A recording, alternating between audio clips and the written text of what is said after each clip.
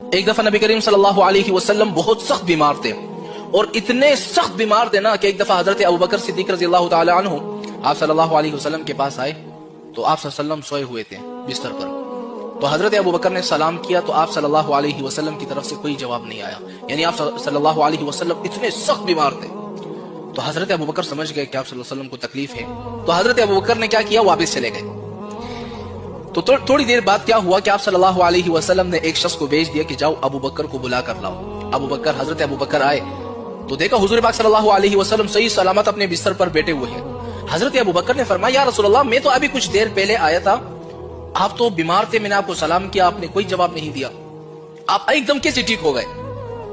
حضور پاک صلی اللہ علیہ وسلم نے فرمایا کہ جب تم میرے پاس آئے اور پھر چلے گئے تو دو فرشتے میرے پاس آئے، ایک فرشتہ میرے پاؤں کی طرف بیٹھا اور ایک فرشتہ میرے سرانے پر بیٹھا.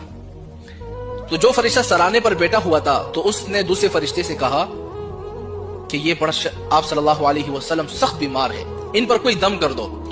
تو دوسرے فرشتے نے جیسے ہی دم کر دیا آپ صلی اللہ علیہ وسلم فوراً ٹھیک ہو گئے.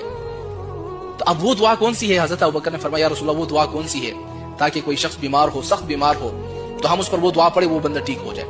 اب میں آپ کو وہ دعا بتلانے والا ہوں کہ آپ کے گھر میں سے کوئی شخص بیمار ہے، سخت ترین بیمار ہے، سرکاری اسپتال میں ہے یا پرائیویٹ میں ہے، یا گھر میں جس قسم کی کوئی شخص سخت بیمار ہے نا، اس پر آپ جب بھی یہ دعا پڑھو گے نا وہ بندہ فوراً ٹھیک ہو جائے گا، کیونکہ یہ ایک ایسا عمل ہے کہ جو فرشتوں نے آپ صلی اللہ علیہ وسلم پر دم کیا، آپ صلی اللہ علیہ وسلم ٹھیک ہوئے.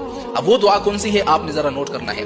وہ دعا یہ ہے بسم اللہ ارقیکا واللہ یشفیکا من کل داء یؤذیکا ومن کل نفس حاسدۃ وطرفۃ عین واللہ یشفیکا.